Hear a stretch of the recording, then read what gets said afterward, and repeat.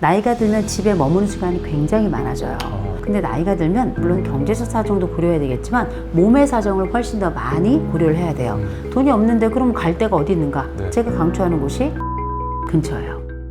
나이 들수록 주거지 선택이 중요하다 이렇게 말씀해 주셨던 게 저는 굉장히 좀 특별하게 들렸거든요. 네. 나이 들수록 이런 곳으로 이사를 가라, 이런 곳은 추천하지 않는다, 이런 교수님의 견해를 좀 듣고 싶습니다. 요새는 aging in place라는 말이 있어요. 내가 살던 곳에서 그렇게 늙어가는 거죠. 네. 내가 알던 사람들과 네. 내가 익숙한 환경에서 내가 원하는 방식으로 그렇게 살다가 그렇게 나이 들고 그렇게 그 자리에서 이제 생을 마감하고 이걸 우리가 흔히 지금은 aging in place라고 부르거든요. 그런데 이 aging in place를 하면 좋아요. 저는 그게 가장 좋다고 생각하는 게 막상 우리가 안타깝게도 치매에 걸린다든지 했을 때 우리가 뭐 요양병원이나 아니면 요양원을 갈 수 있잖아요. 그럴 때에도 외국 같은 경우에는 내가 가지고 있던 가장 애착하는 물건들을 가지고 오고 그리고 가구 작은 거 하나 정도를 가지고 와서 이분들이 내 침상 옆에 그 가구나 혹은 그 물건들을 놓으면 훨씬 더 안정감을 갖고 그 새로운 곳에 잘 적응을 한다라고 하는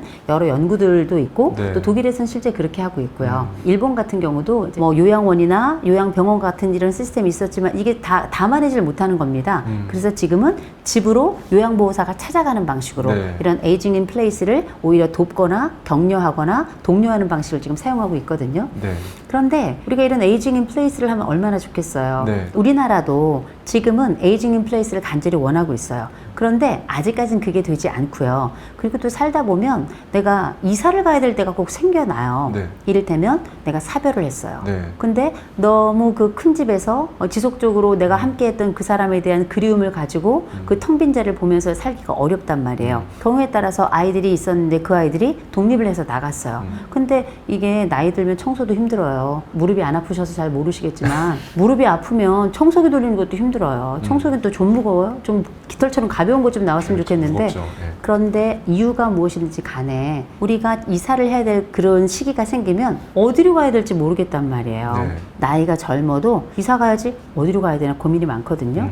근데 이제 나이가 든다는 건 주거지가 굉장히 중요한 게 나이가 들면 집에 머무는 시간이 굉장히 많아져요. 그리고 이 집에 머무는 순간이 길어지면 길어질수록 경우에 따라 우리가 우울감도 높아질 수도 있고 그래서 집 안의 환경도 너무너무 중요한 게 나이가 들어 우리가 중년 이후 노년을 살아간다는 뜻이거든요. 그러면 이제 이사를 해야 된다면 어디로 가야 될 것인가? 일단 이사를 할 때는 제일 먼저 우리가 경제적 사정을 많이 고려하잖아요. 근데 나이가 들면 물론 경제적 사정도 고려해야 되겠지만 몸의 사정을 훨씬 더 많이 고려를 해야 돼요. 그러니까 많은 분들이 병원 옆으로 자꾸 가시거든요.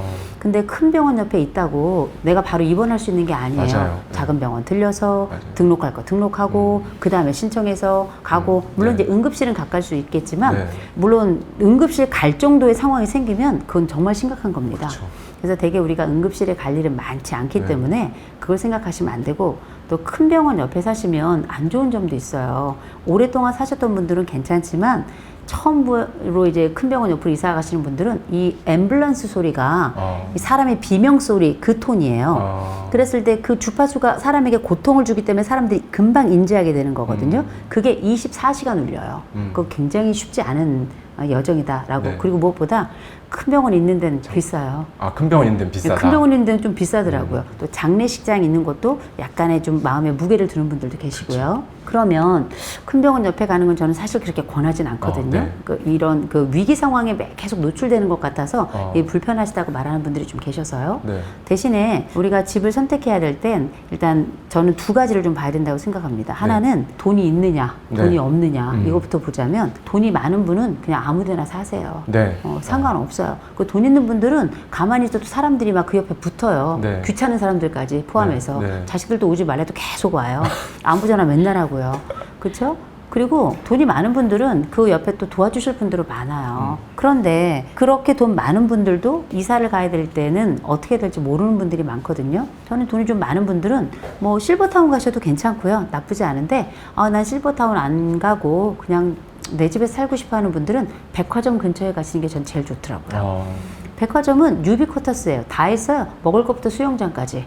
뭐 쇼핑이건 뭐 문화센터건 뭐 다 있습니다. 거기다 백화점이 있는 곳은 교통도 편해요. 먹을 것도 많아요.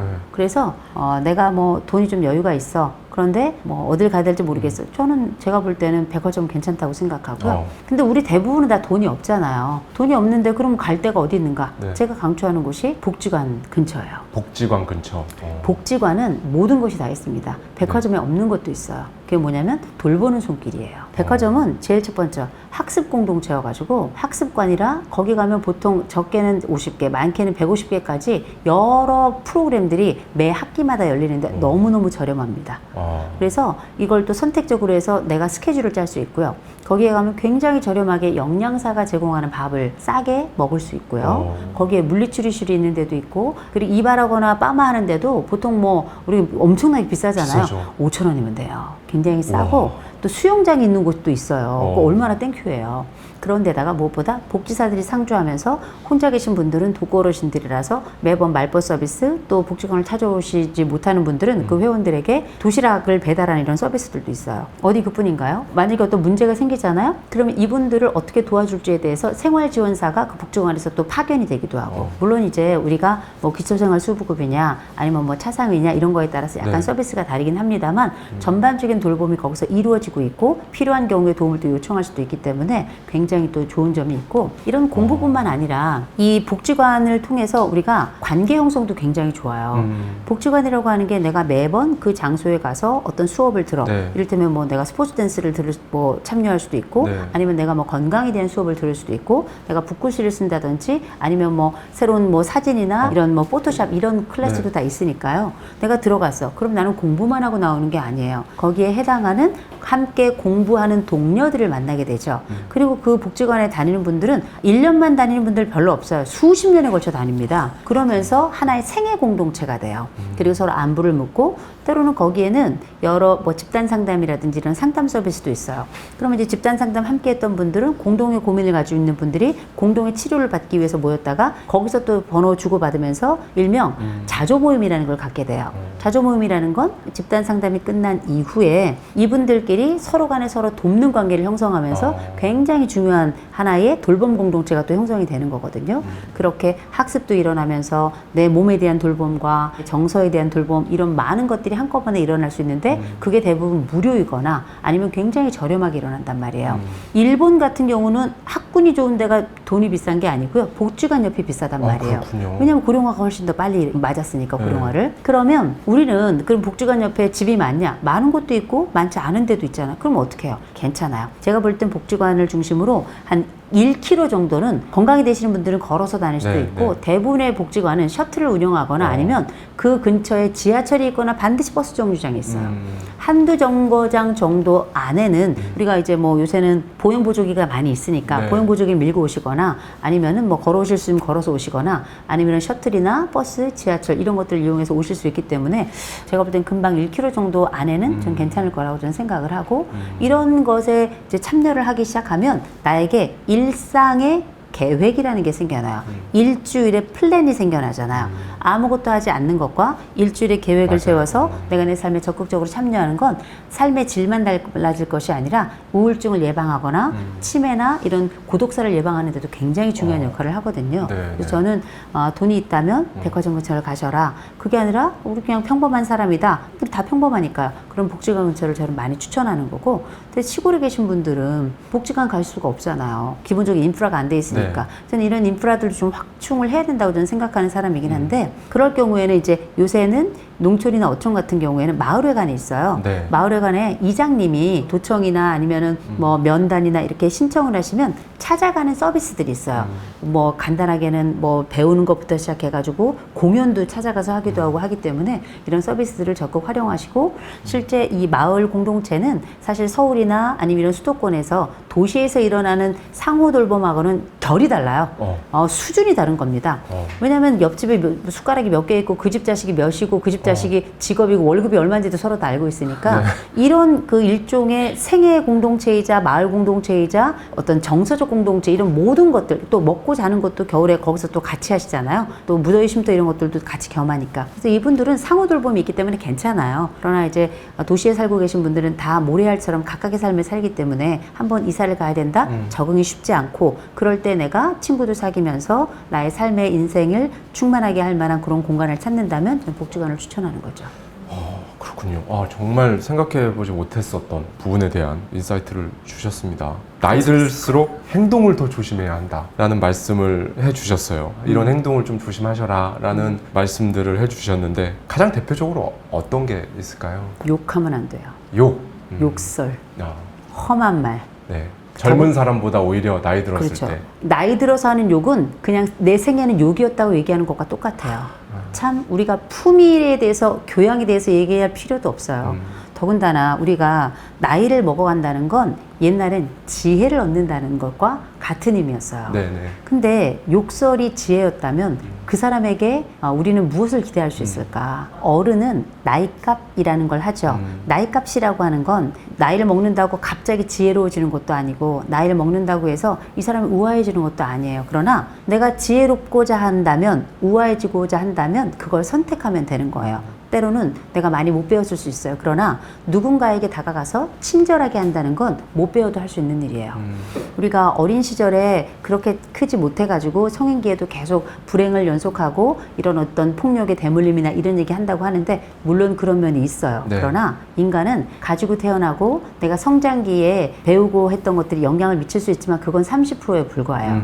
나머지 70%는 다 우리가 선택하고 네. 또 우리가 다 교육을 받잖아요. 교육이라고 하는 건 학교 교육만 있는 게 아니에요. 사회를 돌아보면 내 친구가 나에게 해주는 말도, 다른 사람이 살아가는 그 모습을 보는 것도, 요새 또 관찰 예능 같은 거 하죠. 네. 이거 다 교육입니다. 그렇죠. 그걸 통해서 나쁜 걸 배우는 사람도 있지만 이걸 하지 말아야 되겠다, 이런 것도 일종의 간접 교육에 들어가는 거거든요. 그렇게 나의 삶을 교육이라고 하는 것을 통해서, 관찰이라는 것을 통해서, 누군가의 도움을 통해서 계속 재해석해가면서 나라는 존재를 만들어가는 거예요. 그런데 나라는 존재를 그렇게 만들어간 그 결과가 욕이라면, 욕설이라면 참 그 삶이 안타까운 거고, 또 한 가지, 그 삶을 보면서 그 사람은 사랑받겠는가, 존경받겠는가, 누가 그의 존재를 이 사회 또는 이 공동체 속에서 기뻐하겠는가. 물론 내 좋은 대로 사는 게 내 인생이기도 해요. 그러나 어른됨이라고 하는 건 그냥 자기만 사는 것이 아니라 다른 사람도 돌볼 줄 알고, 다른 사람들의 그 시선 속에서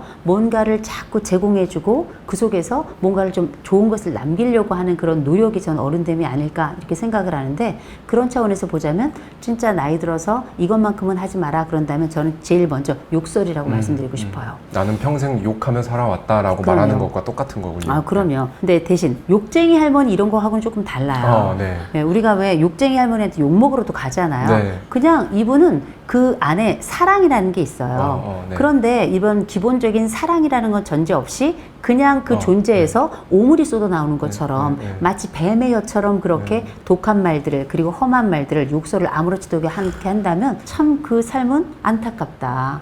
그의 존재는 어디에서 기쁨을 얻고 그 나이 먹고 누가 그를 품에 안을 것인가, 이런 생각을 해봐요. 그런 차원에서 전 욕설하지 말아야 된다 생각하고요. 네. 두 번째로는 우리가 하지 말아야 될 행동은 모두에게 다 해당되는 거겠지만, 특별히 나이 들면 진짜 또래들끼리 해서는 안 되는 게 있어요. 자랑질이에요. 이를테면 제일 아픈 거 자식 자랑이죠. 맞아요. 어떤 자식은 잘 됐지만, 아니 우리가 자식이 둘 이상 되는 집들은 다 알아요. 어떤 자식은 잘 됐고 어떤 자식은 이 자식보다는 덜 될 수밖에 없어요. 그러면 우리가 자식 키우다 보면 다 아픈 자식이 있는데 거기다 다른 자식이 잘 된 것까지 얘기를 난 듣고 싶지 않아요. 왜냐하면 내 아이들만으로도 아파요. 속상하고. 물론 내 자식들 중에서도 자랑하고 잘 된 자식이 있겠지만 그게 스스로 인생이 안 풀려서 너무 힘들어하고 아파하는 자식을 보면 그거 부모 눈에서 피눈물 나는 거거든요. 그거 알면서도 그 사람 앞에서 자기 자식이 이랬니 저랬니 얘기하는 그런 친구들이 있다고요. 정말 너무 그건 안 돼요. 그건 뭐냐면 그거는 상대방을 무시하는 걸 또 넘어서서 좀 고통을 주는 것다고 생각해요. 알면서 그러는 것. 그래서 자식 자랑하면 안 되고요. 돈 자랑. 돈 자랑할 거면 뭘 사면서 자랑하든가. 이건 되게 중요한 거예요. 뭐 자기네 뭐 집이 얼마고 차가 뭐고. 그리고 자랑하면 좋지만 사람이 정말 이 사람의 부유함은 돈에 있는 게 아니라 인격에 있는 거잖아요. 그 사람이 어떤 사람인지는 그 사람의 돈의 가치가 아니라 나이 들면 가진 사람이나 못 가진 사람이나 배운 사람이나 못 배운 사람이나 별 차이 없어요. 그의 인품이 그 사람을 보여주는 거거든요. 그래서 그 사람이 자랑질을 한다고 미운 게 아니에요. 자랑질만 하니까 미운 거죠. 그 중에서도 자식 자랑만 하고 돈 자랑만 하니까 미운 거예요. 어차피 이런 친구들은 오래 못 가요. 근데 이 사람은 자기 자신 스스로는 가진 게 없는 거예요. 생각해 보세요. 자식이 내 거예요? 아니에요. 엄밀히 말하면 돈은 내 겁니까? 아니에요. 누군가 나 몰래 수고해준 수많은 사람들의 노력 위에 내가 은혜를 한번 입은 거예요. 그렇다고 내가 그 모든 것을 뭐 쥐락펴락할 수 있는 게 아니거든요. 은행이 닫혀버리면 나는 돈을 뺄 수 없는 거고요. 내가 집에 차압이 걸리면 나도 꼼짝 못하는 거예요. 근데 마치 그 모든 것이 내 것이냐 하는 건 약간 좀 가볍지 않나 이런 생각이 들고, 그래서 이런 걸 생각해 볼 때 자식 자랑이나 아니면 돈 자랑, 이런 자랑질은 엄밀히 말하자면 나이 들어서는 참 가벼워 보일 거나 혹은 참 볼품없다. 오히려 조용히 그냥 내 착값 내주는 사람, 조용히 이번 건 야 나도 없는데 니네 사랑한다, 내가 한 번은 쏜다, 이렇게 해서 낸다면 참 고맙죠. 그 친구가 가진 거 우리가 다 알거든요. 그런데도 그렇게 해준다면 그야말로 인격까지 가진 사람이 되는 거죠. 보석 같은 인사이트들이 쏟아져 나오고 있습니다. 요즘 MZ세대 특히나 이제 M과 Z도 이제 또 다르잖아요. 네. 저만 해도 이제 40대임에도 불구하고 따라가는 데 있어서 굉장히 어렵거든요. 네, 쉽지 않아요. 우와 저렇다고? 약간 이런 게 많아요. 특히나 아직 50이면 은퇴하기 직전에 전혀 다른 이 세대들과 사회생활을 하는 분들도 계실 거고, 네. 이런 세대 간에 어떻게 하면 현명하게 어떤 태도를 또는 어떤 자세를 보이는 게 가장 현명할까요? 50대의 자녀들이 Z세대예요. 네, Z세대들이에요. 근데 Z세대들에 대해서 우리가 좀 알면 부모들도 조금 날 것 같은 게, 부모 자식 간이 우리가 늘 좋은 건 아니잖아요. 또 부모 자식 간이라 그래서 늘 좋아야 하는 것도 아니에요. 사이가 안 좋아도 부모 자식이고요. 살다 보면 싸울 수도 있는 거고, 경우에 따라 화해 지점이 조금 더 많다면 그 집은 괜찮은 집이다. 전 그렇게 생각을 하는데, Z세대는 기본적으로 상실의 세대잖아요. 요 세대가 M세대들보다 훨씬 더 불안이 높아요. 오히려 포기가 더 많다는 표현이 더 좋을 것 같아요. M세대 때부터 이때부터 우리가 자기만의 독방을 갖게 된 첫 세대예요. M세대의 대부분의 아이들이 M세대부터 독방을 갖게 되고, 이때 우리가 알고 있는 스카이를 가지 않으면 일명 사회적 성공을 할 수 없다는 시기가 아주 두드러지고, 동시에 사회적 사다리는 또 끊어져요. 왜냐하면 사법고시가 없어지게 되죠. 그러면서 이때가 우리가 알고 있는 절망의 세대라고 불러서 내가 돈을 벌어서는 내 집을 살 수 없는 첫 번째 세대가 되는 거거든요. 그런데다가 이때부터 본격적으로 휴대폰이 도입이 되고 인터넷이 들어오면서 사실상 이 세대가 아주 강박에 사로잡히게 됩니다. 어떤 강박이냐면, 완벽하지 않으면 나는 실패자가 된다는 이런 아주 두 가지의 극단 속에서 마음의 이런 일종의 양극성 장애를 이제 겪게 되는, 세대가 통으로 그걸 앓게 되는데, 그건 왜 그러냐면 엄밀히 말하자면 요 세대는 얼굴도 예뻐야 돼요. 요 세대는 키도 커야 돼요. 그래서 흔히 우리가 180이한 루저다, 이런 얘기가 M세대 때 나온 거 아니에요. 이런 얘기는 뭐냐면 완벽하지 않으면 성공할 수 없다라고 하는 일종의 세대 강박인 거예요. 완벽주의, 그리고 이 강박, 이 밑에는 불안이라는 게 거대하게 움직이는데, 저는 얼굴을 보는 게 아니에요. 키를 보는 게 아니에요. 이들은 왜 커야 되나? 이들은 왜 얼굴이 왕복해서 성형을 있는 대로 해야 되고, 왜 그렇게 해야 되는가? 간단해요. 이들이 가지고 있는 완벽에 대한 강박, 그 밑에 있는 거대한 불안이에요. 내가 이렇게까지 하지 않으면 난 성공할 수 없다라고 하는 성공 불안에서 오는 거거든요. 그런데다가 경제가 안 좋아지니까 예기 불안까지 끌어가지고 오는 거예요. 이 세대보다 Z세대가 훨씬 더 불안해요. 훨씬 더 불안하다. 그럼요. 왜냐하면 요 Z세대가 성장할 때 세월호가 있었어요. 세월호가 터졌단 말이에요. 그러면서 요 세대는 그 이후로 수학여행을 못 갔어요. 집단의 추억이 없단 말이에요. 거기다가 조금 있다가 바로 코로나 터졌죠. 완벽하게 3년 반을 마스크, 얼굴도 알지 못하는 사람들과 비대면으로 강의를 하면서 머릿속에 시냅스가 완전히 달라진 세대예요. 그러네요. MT도 못 가고 그러면 대학 가도 대학 축제가 없었어요. 축제를 잃어버려서 졸업한 선배들을 초빙해 와가지고 축제하는 방법을 배워가지고 축제를 다시 열게 된 거 아니에요. 그런 상태에서 딱 졸업을 하고 이제 세상에 나가서 돈 좀 벌어볼까 했더니 경기가 이 모양인 거예요. 그래서 우리가 Z세대를 일명 상실의 세대라고 부르는데, 이 Z세대가 왜 Z인지 아시죠? 드디어 A, B, C, D를 끝나는 마지막 세대예요. 근데 이들이 인생의 종을 치고 있단 말이에요. 그런데 부모들이 볼 때에는 그 부모가 바로 X세대예요. Z세대 부모는 X세대고, 그 다음 M세대의 부모는 베이비 부모들이란 말이에요. 근데 이 Z세대 같은 경우는 이 X세대는 이 Z세대를 절대 이해할 수가 없어요. 왜냐하면 M세대보다 기본적으로 더 어려운 시기를 살았기 때문에, 그리고 관계는 더 단절된 시기를 살았기 때문에, 그러면서 인터넷에 더 깊이 빠지는 세계 속에 살았기 때문에 언어도 인터넷 언어가 훨씬 더 많아요. 그리고 이들이 사회생활을 충분히 해볼 수 있는 기회를 자유를 사회적으로 박탈당하는 그 시기에 무슨 일이 벌어지냐면 이들이 나이브해요. 굉장히 순진하단 말이에요. 그러면서 인터넷 세계 속에서 아바타를 쓴다는 걸 모르는 아이들이 많더라고요. 그러니까 인터넷 세계 속에서 진짜 자기의 리얼을, 자기의 몸뚱이를 갖다가 현실 세계처럼 살아가요. 다른 사람들은 아바타로 살아가는데. 근데 우리가 다 페르소나가 있잖아요. 네. 사회적인 마스크를 쓰고 살면서 이 아바타 속에서는 여기서 쓰는 아바타가 따로 있어요. 욕설, 비방, 네. 조롱 이런 것들 아무렇지도 않게 필터 없이 막 들어가는데 이 험한 세계 속에, 이 무적행 같은 세계 속에 나이브하게 아주 순수하게 들어가가지고 그걸 내 거로 삼은 아이들이 굉장히 많아요. 아하. 그리고 그 코로나 3년 동안에 완전히 전 국민이 희귀고물이었어요. 다 네. 그냥 들어가서 안 나왔으니까. 그런데 이제 최근 들어서 이런 운둔형 외톨이가 다시 나오기 다시 시작해요. 나오죠. 예. 400만 얘기 나오잖아요. 네.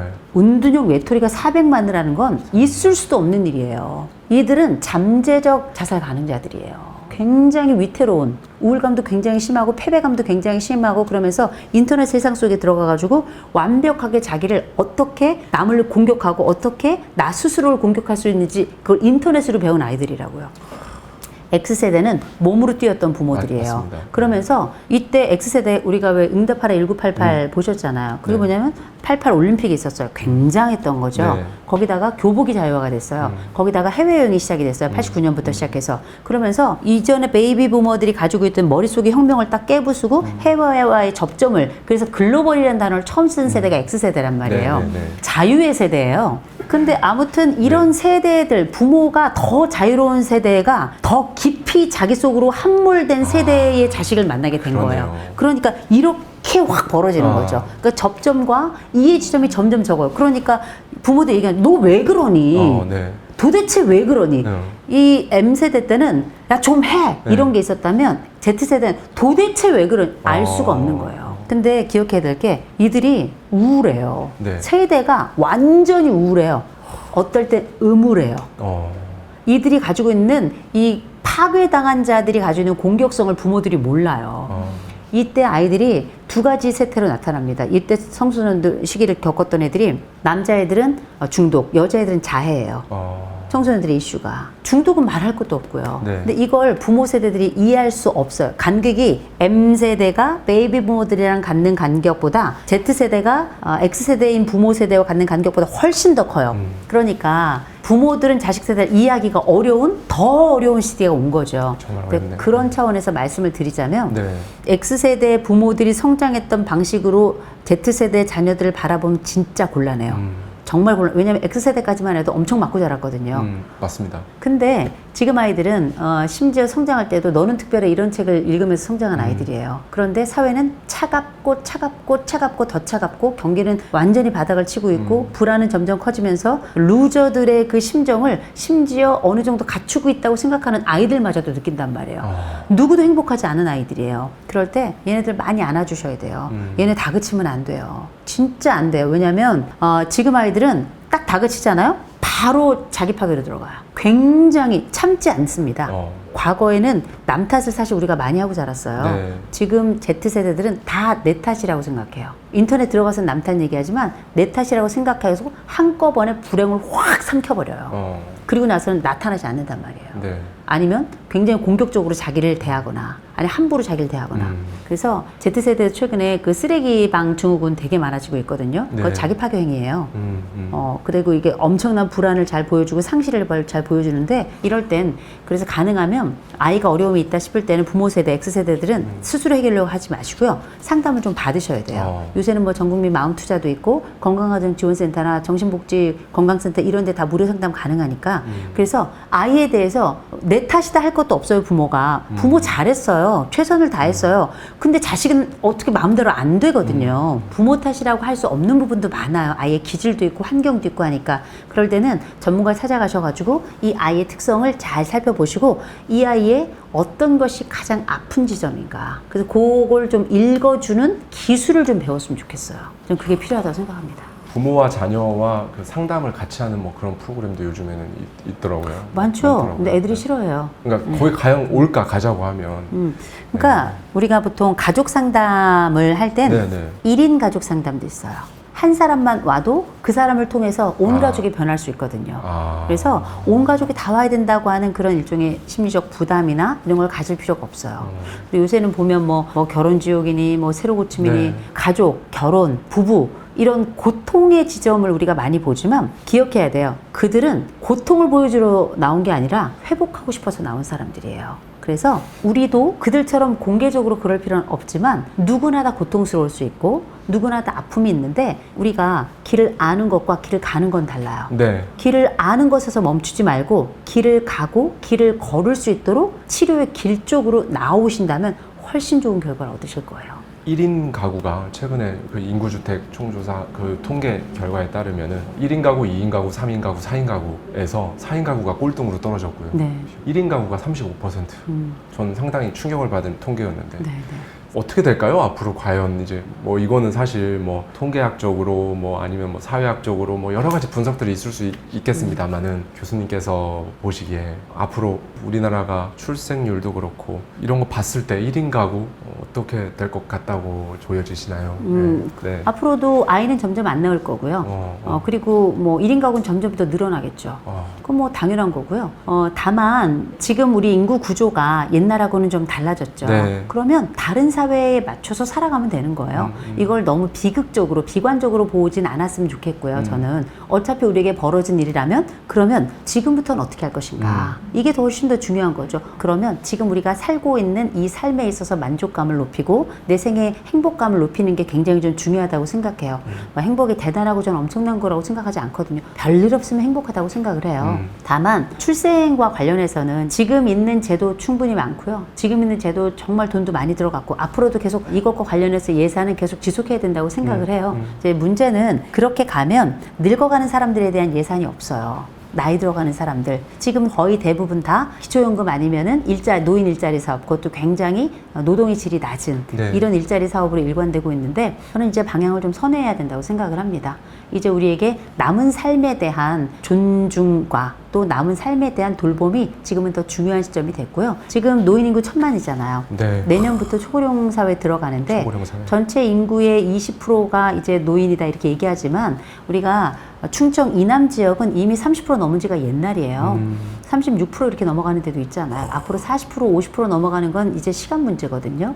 그렇다면 이제 출생 굉장히 중요한 주제지만 또 다른 차원으로 현재 머물러 있는 사람들의 복지에 조금 더 신경 써야 될 것이다. 두 번째로는 말씀하셨던 것처럼 1인 가구가 늘어날 거예요. 그러면 지금 이미 시장이 벌써 반응하고 있잖아요. 1인 가구를 위해서 이 소포장을 한다든지 아니면 가구나 아니면 식당 같은 경우도 다 1인 테이블들이 있고 이렇게 네네. 되는 걸 보면 앞으로 이 미래는 뭐 뻔한 거고요. 특별히 이제 미래에 대한 불안 지수가 높으면 높을수록 일명 예기 불안이 높으면 높을수록 결혼에 대한 가능성 낮아지고 출산에 대한 가능성은 더 낮아지게 될 거예요. 그렇게 된다면 뭐 이제 1인 가구로 있는 분들이 사실 더 애를 낳으라고 할 것이 아니라 이들의 행복감이 높아지면 꼭 결혼이라는 제도가 아니라도 우리가 뭐 팍스 이런 프랑스의 제도처럼 실제 지금 앞으로 결혼 제도도 조금 더 자유로워질 거라고 얘기를 하잖아요. 그래서 개인의 행복감이 높으면 그리고 불안감이 낮으면 아이는 저절로 생기는 거거든요. 지금 교수님 딱 말씀하신 현상이 지금 일어나고 있어요. 지금 결혼하고 혼인신고 안 한 부부가 네네. 많고 혼인신고 안 했는데 애를 낳는 사실혼 부부들이 많고 지금 그러면. 벌써 그렇게 일어나고 있더라고요. 지금은 뭐 동거도 워낙에 많아졌고요. 네. 아니 동거가 죄입니까? 네. 그리고 결혼을 해서 아이를 안 낳아서 아이 안 낳는 게 죄예요? 그것도 아니고 실제 살아가면서 생명이 탄생하는 순간이 어떻게 법적으로 제재가 되겠어요? 이건 있을 수 없는 거예요. 그래서 이들이 즐겁게 살면서 언제라도 아이를 낳을 수 있도록 환경이 구축이 되고 이 환경이 안전하구나라는 인식이 생겨야 불안이 줄어드는 거예요. 우리가 그래서 매슬로우의 욕구 이론 얘기하잖아요. 네네. 1단계, 2단계 얘기하는데 그게 위계적이란 말을 쓰거든요. 위계적 욕구라는 건 뭐냐면 아래쪽 욕구가 충족되어야 비로소 위쪽 욕구가 생겨나는 거예요.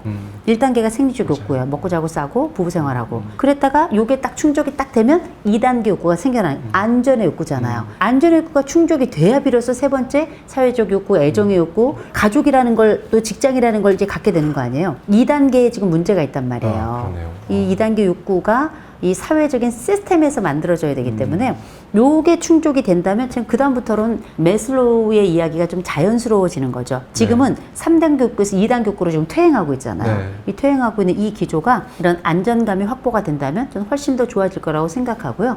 그래서 지금 사람들이 다 제가 볼 때는 매여 있어요. 자유가 없는 사람들 같아요. 시선으로부터도 자유롭지 않고 경제로부터도 자유롭지도 않고 심지어 자기 자신으로부터 자유롭지 않고 자기가 계속 옥죄니까. 근데 우리가 어느 시점이 좀 된다면 지금 이렇게 확 오므라들고 있는 시점인데 저는 또 한 번의 대한민국이 빅뱅을 맞지 않을까 그런 기대를 한번 해봐요. 그건 자유가 구심점이 될 때 이 자유라고 하는 건 사람을 편안하게 해주고 안정감을 갖게 하고 정치적인 자유 얘기하는 게 아니에요. 네. 자기 안쪽 그 심리 안쪽에서부터 오는 이 편안함, 이 안전감 어쩌면 이건 신이 주는 자유일 수 있겠어요. 이런 신이 주는 자유감이 이 사람을 안정시킨다면 어쩌면 그 다음 순간부터는 보다 자유로운 또 하나의 에덴이 일어나지 않을까 싶습니다. 예전에 마찬가지로 50대였던 전 MBC 프로듀서 PD 김민식 PD님이 출연한 적이 있으세요. 출연해가지고 그런 말씀을 하셨거든요. 40대가 제일 좋더라. 이때부터 진짜 좋더라. 막 이런 얘기를 했는데 거기 댓글들이 저는 보고 굉장히 의외였던 게 저 역시도 지금 20대로 돌아가라고 하면 저는 안 가거든요. 저는 40대가 너무 좋아요. 10대보다 20대가 좋았고 20대보다 30대 지금이 더 좋거든요. 아마도 50대가 훨씬 좋을 것 같아요. 네. 근데 거기에 엄청 부정적인 댓글이 많았어요. 깜짝 놀랐어요. 무조건 젊은 게 최고지. 20대가 최고지 무슨 소리냐. 네. 젊음이 좋다는 분들은 네. 젊음이 좋았고 그리고 지금은 젊은 만큼 좋지 않다는 거예요. 맞습니다. 네. 네. 그러면 저는 이렇게 말씀을 드려요. 어차피 우리가 돌아갈 수 없다면 저는 지금 이 순간이 좋아지는 방법이 뭘까를 생각해 봐야 된다라고 얘기하는데 저는 그때 제가 하는 말이 있어요. 네. 가진 것을 해오보라 그래요.